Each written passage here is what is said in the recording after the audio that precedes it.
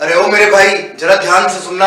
अब राजा का बेटा राजा और मंत्री का बेटा मंत्री नहीं बनेगा। अब राजा का बेटा राजा और मंत्री का बेटा मंत्री नहीं बनेगा। अब सिर्फ वही बढ़ेगा जो पढ़ेगा। अब सिर्फ वही बढ़ेगा जो पढ़ेगा। तो आज ही पढ़ने के लिए और आगे बढ़ने के लिए आपके अपने चैनल फील मैथमेटिक्स को सब्सक्राइब कीजिए, ताकि हम लोग नई नई चीजें और बहुत अच्छी अच्छी चीजें सीख पाए और पढ़ पाए और आगे बढ़ पाए। Hello students, welcome to my YouTube channel feel mathematics.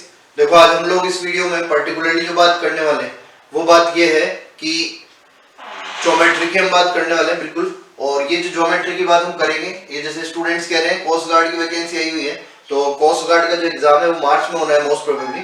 तो बच्चों की कहने पे और सबकी वजह से मैं ज्योमेट्री की क्लासेस आपकी ले रहा हूँ। तो आप स्पेशली जो है कोशिश करें कि सब लोगों को इसमें जोड़ पाए, ताकि इसकी जो मेरा जो एफर्ट है वो एफर्ट जो है यूजलेस नहीं हो। तो आप कोशिश करें कि मैक्स टू मैक्स बच्चों तक इसको पहुंचाएं और पढ़ते जाएं। साथ साथ सारे बेसिक कॉन्सेप्ट से लेके हम सारी बात यहाँ पे क्वेश्चंस तक की करेंगे, ताकि आपकी प्रैक्टिस भी हो जाए और आपके कॉन्सेप्ट भी बिल्डअप हो जाए। रही बात कि स्पेशली अपन कोस्ट गार्ड की बात नहीं कर रहे, ये सारे ज्योमेट्री जो है मैं आपके जो भी आप रेलवे के एग्जाम्स देते हो या फिर आगे सीडीएसई को भी तैयारी करते हो या फिर एफकेट में तो नहीं आती है, बट बाकी जहाँ पे भी ये यूजफुल होगी, जहाँ जहाँ पे आपको मिलेगा कि यूज मतलब ज्योमेट्रीज में आ रही है। जैसे अपना हो गया एसएससी जीडी का एग्जाम होता है, तो एसएससी सीएचएसएल आप दोगे 12th लेवल पे, तो सब जगह पे आपको ज्योमेट्री मिलेगी। तो उन सभी एग्जाम्स के लिए हम जो है यहाँ पे उसी तरह से पढ़ेंगे। रही बात कोस्ट गार्ड की या फिर अपने जो भी डिफेंस से रिलेटेड एग्जाम्स हैं, जैसे सीडीएस हो गया, तो सीडीएस तक भी अपन बात करें तो सीडीएस के लिए फिर अपन एक्स्ट्रा क्वेश्चंस जो होंगे वो प्रैक्टिस सेट में लेंगे। अभी फिलहाल जो है कॉन्सेप्ट तो सबका सेम रहता है, केवल लेवल का डिफरेंस है कि वहाँ पे लेवल बहुत अच्छा होगा। सीडीएस का एग्जाम दोगे, एसएससी सीजीएल तक आप जाओगे, बाकी जो बेसिक लेवल है, बेसिक कॉन्सेप्ट्स जो है वो सारे सेम होते हैं। तो आप देखें और सीखते जाएं साथ साथ। सबसे पहले अपन स्टार्ट करेंगे लाइन, एंगल एंड ट्राइंगल से, मतलब रेखा, कोण, त्रिभुज, जिसके बेसिक बातें, क्या क्या प्रॉपर्टीज हैं, क्या क्या थ्योरम्स हैं, कैसे एंगल्स होते हैं, कैसे लाइंस जब इंटरसेक्ट करती है तो एंगल्स फॉर्म होते हैं, तो एंगल्स में क्या क्या रिलेशन होता है, कैसे वो इक्वल होते हैं, क्या उनका सम का रिलेशन होता है। ऐसे ट्राइंगल में अलग अलग प्रॉपर्टीज, मीडियंस क्या होती है, सेंट्रोइड क्या होता है, बहुत सारी बातें यहाँ पे है। तो अपन करते जाएंगे पार्ट 1, पार्ट 2, पार्ट 3, इस तरह से अपन करेंगे और क्वेश्चंस अपन साथ में करेंगे। ठीक है, तो स्टार्ट करते हैं। देखें आप इधर लाइन, एंगल एंड ट्राइंगल। मैं स्टार्ट करता हूँ। सबसे पहले नॉर्मल अपन एंगल्स की बात करें तो एंगल्स में ज्यादा कुछ अपना बताने लायक बात है नहीं। एंगल्स या कोण तो आप सुनते जाएंगे। कोण होता है जब भी कोई देवरेखाएं प्रतिच्छेद करती है तो नॉर्मली कोण का निर्माण होता है, थीटा का। अब ये जो थीटा है, इसके लिए अपन बात करें तो अगर थीटा 90 डिग्री होता है, सुनते जाइएगा, थीटा फर्स्ट यहाँ पे ले लूं मैं। राइट एंगल किसको कहते हैं, ये सबको आता है, बहुत बेसिक बातें हैं। राइट एंगल या समकोण, समकोण का मतलब होता है कि एंगल आपका जो है थीटा, ये थीटा 90 डिग्री हो तो इसको बोला जाता है राइट एंगल। ऐसी बात करें normally, what is acute angle, कभी कभी इनमें भी कंफ्यूज हो जाते हैं बच्चे। एक्यूट एंगल, एक्यूट एंगल का मतलब न्यून कोण। न्यून कोण, न्यून कोण जो होता है वो होता है आपका लेस देन 90, 90 से छोटा। सेम ऐसे अपन बात करें ऑब्ट्यूज एंगल, अधिक कोण, ऑब्ट्यूज एंगल अधिक कोण, ऑब्ट्यूज एंगल या आप कह सकते हो अधिक कोण। तो अधिक कोण क्या होता है, ग्रेटर देन 90। ये नॉर्मल बात है ना। एक होते हैं कॉम्प्लीमेंट्री और सप्लीमेंट्री एंगल। कॉम्प्लीमेंट्री और सप्लीमेंट्री एंगल की बात करोगे तो कॉम्प्लीमेंट्री एंगल्स में जब बात करते हैं तो कॉम्प्लीमेंट्री एंगल्स जो होते हैं वो होते हैं उनका सम 180 डिग्री, और सप्लीमेंट्री एंगल की बात करोगे तो 90 डिग्री। अभी देखो, एक होता है प्लेन एंगल, प्लेन एंगल बोल सकते हो आप, या ऋजु रेखीय कोण कह सकते हो। ऋजु रेखीय कोण, ऋजु रेखीय कोण, ऋजु रेखीय कोण का मतलब एक एंगल आप बना रहे हो इस लाइन के अबाउट, यहाँ पे जब बात करोगे तो ये कोण जो होता है उसको कहते हैं 180 डिग्री, 180 डिग्री, और इसको कहा जाता है कि ये प्लेन एंगल या ऋजु रेखीय कोण है। ऐसे ही वो सप्लीमेंट्री और कॉम्प्लीमेंट्री एंगल्स के लिए कह रहा हूं मैं पूरक और समपूरक, पूरक और समपूरक, पूरक कोण और समपूरक कोण। पूरक कोण होते हैं कि एंगल 1 और एंगल 2 दो एंगल्स हैं, उनका सम अगर 90 डिग्री है तो उनको कहते हैं पूरक कोण। ऐसे ही समपूरक कोण, समपूरक कोण की बात करते हो तो समपूरक कोण में देखें यहाँ पे, समपूरक कोण के लिए कहोगे angle 1 plus angle 2 180 degree, complementary and supplementary angles. तो इस तरह से अपन जो है बेसिक बात कर रहे हैं अभी यहाँ पे। हाँ, देखते जाइए आगे कॉम्प्लीमेंट्री एंड सप्लीमेंट्री एंगल्स। इसके बाद अपन बात करें, देखो यहाँ भी एक होता है कंप्लीट एंगल, पूर्ण कोण। नेक्स्ट पूर्ण कोण या कंप्लीट एंगल, पूर्ण कोण या कंप्लीट एंगल वो होता है आपका, देखो कंप्लीट एंगल या परफेक्ट एंगल भी बोला जाता है। देखो यहाँ पे ये जो पूर्ण कोण है वो पूर्ण कोण आपका 360 डिग्री होगा। किसी भी पॉइंट के अबाउट जो पूरा एंगल बनता है उसको आप कहते हो पूर्ण कोण या पूरा कोण। अब देखो बेसिक एंगल्स हैं सारे, acute angle, right angle, complementary angle, supplementary angles या plane angle, obtuse angle, acute angle, ये सब बेसिक जो है अपना चलता रहेगा आगे भी। आप एक बार चाहे तो इसका स्क्रीनशॉट ले, फिर अपन आगे बढ़ेंगे। देखिए आगे नेक्स्ट बात करते हैं बेटे इसी में अपन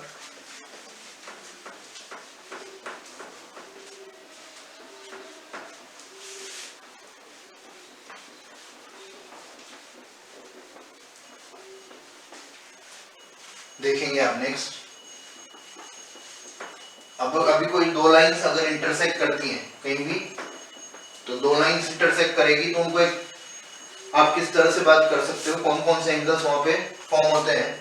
एक पहली बात तो मैं ऐसे इंटरसेक्ट कर रहा हूँ दो लाइंस को, तो दो लाइंस अगर ऐसे इंटरसेक्ट करती है तो आप कह सकते हो देखो यहाँ पे यहाँ पे यहाँ पे और यहाँ पे ये जो एंगल्स बनेंगे, एंगल 1, एंगल 2, एंगल 3 और एंगल 4।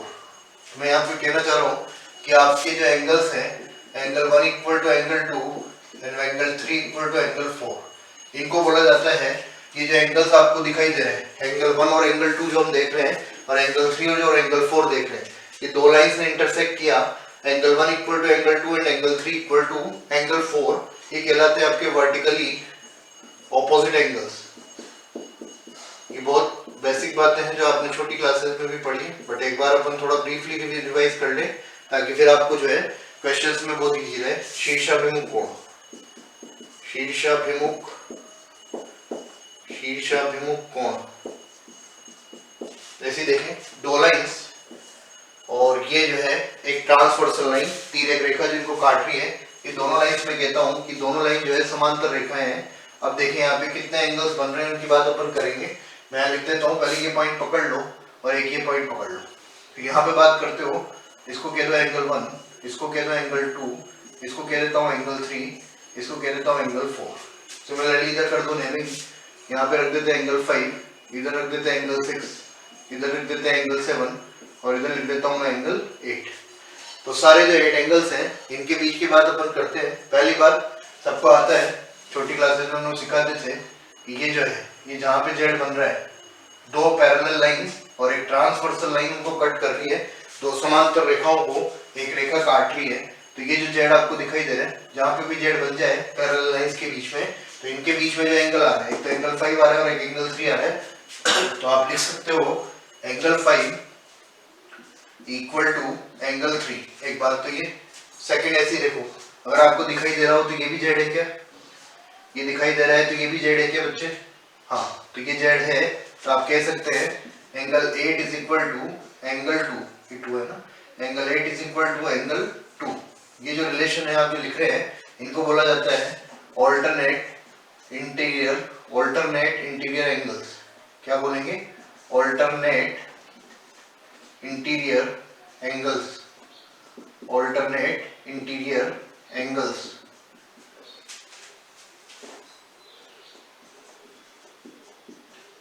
यहाँ पर कहें तो एक आंतर कोण, मेनली अपना ध्यान होना चाहिए, ये बात समझ में आनी चाहिए कि जेड बन रहा है तो दोनों एंगल्स इक्वल होंगे, सीधी सी बात। नेक्स्ट देखें आगे और कौन कौन से एंगल्स हैं। ये जो है एंगल 8, एंगल 3, एंगल 5, एंगल 8, अगर आप इनकी बात करते हो तो ये जो है इन एंगल्स के लिए आप कहोगे कि ये जो अंदर अंदर आपको एंगल्स दिखाई दे रहे हैं इनका सम, यहाँ लिखता हूँ मैं एंगल 2 प्लस एंगल 5, और इधर इनकी बात करो तो एंगल 3 प्लस एंगल 8, इन दोनों का जो है सम 180 डिग्री होगा। इस तरह से एंगल 3 प्लस एंगल 8 और एंगल 2 प्लस एंगल 5, इनका सम 180 डिग्री होता है। ऐसे ही ये जो एंगल्स आपको दिख रहे हैं, एंगल 7, एंगल 3, एंगल 8, एंगल 4, कैसे इस लाइन की बात कर रहे हैं, तो ये और ये और ये, इनको बोला जाता है करस्पॉन्डिंग एंगल्स। यहाँ लिखते देता हूं मैं, angle 7 will be equal to angle 3 and angle 8 will be equal to angle 4। इनको बोला जाएगा करस्पॉन्डिंग एंगल्स या संगत कोण। करस्पॉन्डिंग एंगल्स या आप कहोगे इधर संगत कोण, संगत कोण। ठीक भाई, सेम ऐसे ही angle 6 equal to angle 2 and angle 5 equal to angle 1। तो करस्पॉन्डिंग एंगल्स आर इक्वल, संगत कोण जो है वो बराबर होंगे। ये बात अपनी एंगल्स की है, छोटी मोटी बात है, ज्यादा कोई स्पेशल अपन ने कुछ किया नहीं है। आप देख सकते हैं ये तो वर्टिकली ऑपोजिट एंगल्स, जैसे कि ये एंगल्स में यहाँ पे भी दिखा सकता हूँ आपको। Angle 1 is equal to angle 3, angle 2 is equal to angle 4। Vertically opposite angles या शीर्षाभिमुख कोण आप कह सकते हो।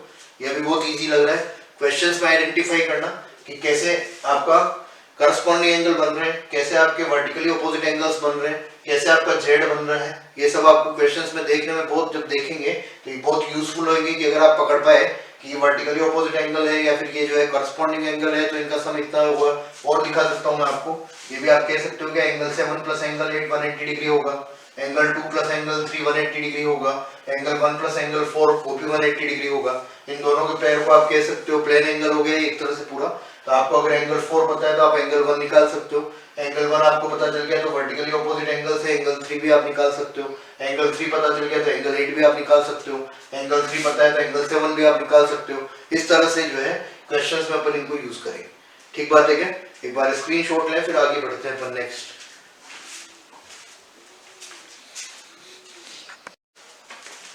देखें आगे, अभी अपन ट्रायंगल की बात करते हैं, तो थोड़ी सी बात अपन ट्रायंगल की बेसिक बात अपन करते हैं। ट्रायंगल में देखो बेटे मेन बात ये है, यहाँ से स्टार्टिंग हो रही एंगल्स की लाइंस की जो भी बीच में आता जाएगा अपन वापस बात करते जाएंगे। यहाँ पर ट्रायंगल की बात जो है वो पूरी इसकी थ्योरम्स वगैरह होती है ट्रायंगल के लिए, त्रिभुज है। और ये जो है बहुत इंपॉर्टेंट बात है क्योंकि ट्रायंगल की क्या होता है, नंबर ऑफ क्वेश्चंस ज्यादा आपको मिलेंगे। जैसे अपन यहाँ पे अलग अलग पार्ट करने वाले हैं, अभी तो अपन ने लाइन एंगल और ट्रायंगल की बात कर रहे हैं, फिर अपन क्वाड्रिलेटरल्स पे आएंगे, फिर सर्कल्स पे आएंगे। तो सर्कल में, क्वाड्रिलेटरल में और इसमें ट्रायंगल में मेनली अपन तीन तरह से कैटेगराइज करके और फिर आगे बढ़ते जाएंगे।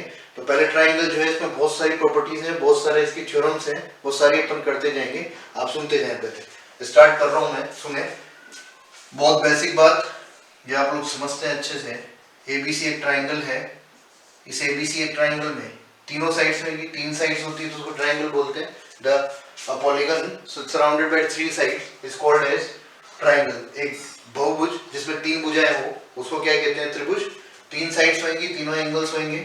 एक बेसिक बात अपन जो करते हैं वो अच्छे से अपने को आती है कि कोई सा भी ट्रायंगल किसी भी त्रिभुज में अगर 2 साइड्स इक्वल होती हैं, सुनते जाएं आप एक बार, फिर मैं वापस अभी लिखूंगा। 3 साइड्स अगर इक्वल होती हैं तो उसको आप कहते हो समबाहु त्रिभुज या इक्विलैटरल ट्रायंगल। 2 साइड्स इक्वल होती हैं तो उसको आप कहते हो समद्विबाहु त्रिभुज या आइसोसेलेस ट्रायंगल। अगर तीनों साइड्स अलग अलग होती हैं तो उसको आप कहते हो स्केलर ट्रायंगल या विषमबाहु त्रिभुज। अभी बात सुने, एक एक लेते जाते हैं अपन। फर्स्ट बात मैं कर रहा हूं, अगर आपका ट्रायंगल इक्विलैटरल ट्रायंगल है, समझना एक बार मेरी बात। फॉर इक्विलैटरल ट्रायंगल समबाहु त्रिभुज के लिए क्या क्या बात है वो सुनेंगे आप। समबाहु त्रिभुज के लिए, समबाहु त्रिभुज अगर है तो आपको पता है कि अगर मैं इनके नोटेशंस फिक्स होते हैं, एंगल ए के सामने वाली साइड ए होती है, एंगल बी के सामने वाली साइड बी होती है और एंगल सी के सामने वाली साइड सी होती है। तो आप सुने कि पहली बात तो ए बराबर बी बराबर सी होना है। सेकंड बात, angle A will be equal to angle B will be equal to angle सी।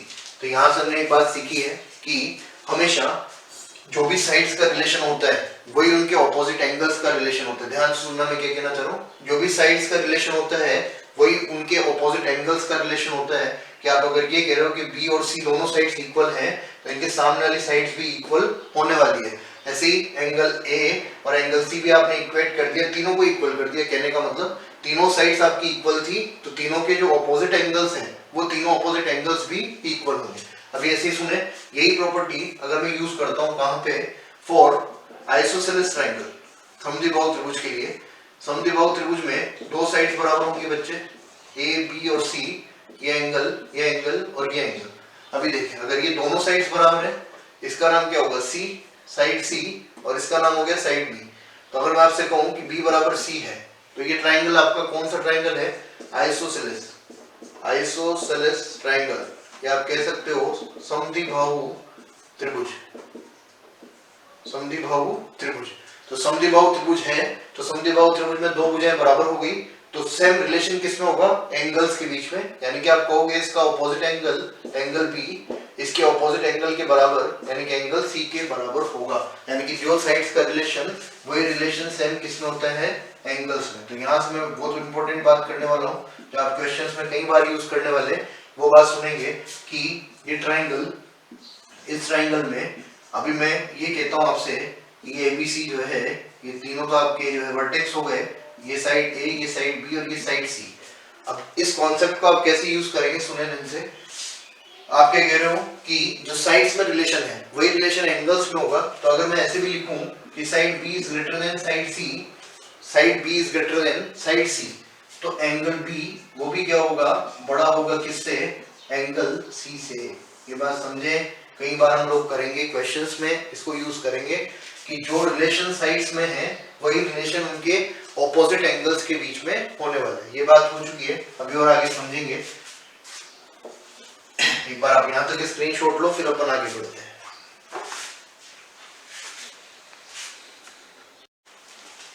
देखिए आगे सुनेंगे बेटे, ध्यान से सुनना आप मेरी बात। अगर हम बात करते हैं, देखो नेक्स्ट जो मैं कह रहा था आपसे कि उसी बात को मैं ऐसे वापस करूं, फोर्थ नंबर पे ले लें आप। एबीसी आपका ट्राइंगल है, एक छोटी सी बात है वो भी आप जरूर ध्यान रखेंगे कि इस ट्राइंगल में वही ऑपोजिट साइड्स, ये ए, ये बी और ये साइड क्या हो जाएगी, सी। अभी आप समझने की कोशिश करें बात को कि जब भी कोई भी ट्राइंगल की फॉर्मेशन होती है, तो इस ट्राइंगल की फॉर्मेशन के लिए कंपल्सरी होता है कि किन्हीं भी दो साइड्स का जो सम होता है वो थर्ड साइड से बड़ा होता है। a plus B is greater than C. Similarly b plus C वो ग्रेटर देन होगा a से, c प्लस a वो ग्रेटर देन होगा b से। क्या कह रहा हूं मैं, किन्हीं भी दो भुजाओं का योग तीसरी भुजा से सदैव बड़ा होगा। Sum of two sides is always greater than third side. ऐसे ही अगर आप डिफरेंस ऑफ साइड्स की बात करते हो तो a minus b should be less than c, b minus c should be less than a and c minus a should be less than b। दो भुजाओं का अंतर तीसरी भुजा से छोटा होगा, किन्हीं भी दो साइड्स का डिफरेंस थर्ड साइड से कम होगा। अगर ऐसा होगा तो ही आपका त्रिभुज बनता है, अदरवाइज ट्रायंगल की फॉर्मेशन कभी भी नहीं हो सकती। इसके अलावा आपको ये अच्छे से पता है कि कभी भी एक राइट एंगल ट्रायंगल जो है, उस राइट एंगल ट्रायंगल में पाइथागोरस थ्योरम आप लगाते हैं। ये एबीसी अगर मैं लिखता हूँ इस तरह से, तो एंगल बी पे राइट एंगल है, तो बी यहाँ पे हो गया, ए यहाँ पे हो गया और सी यहाँ पे हो गया।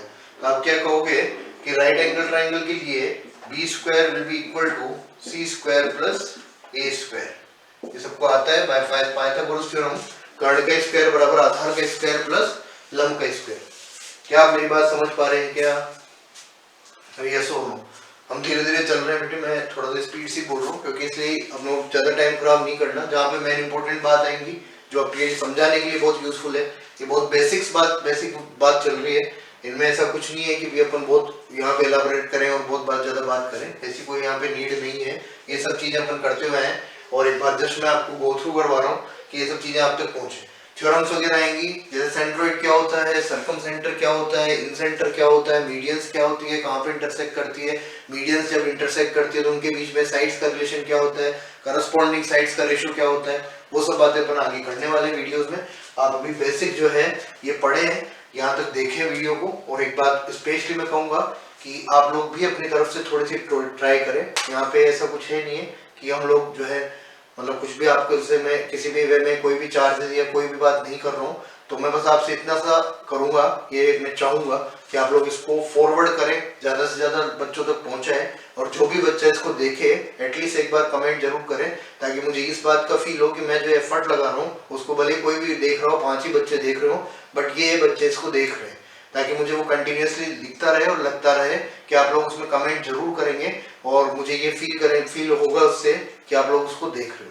ठीक है बेटे, तो इतनी सी बात हमने करी।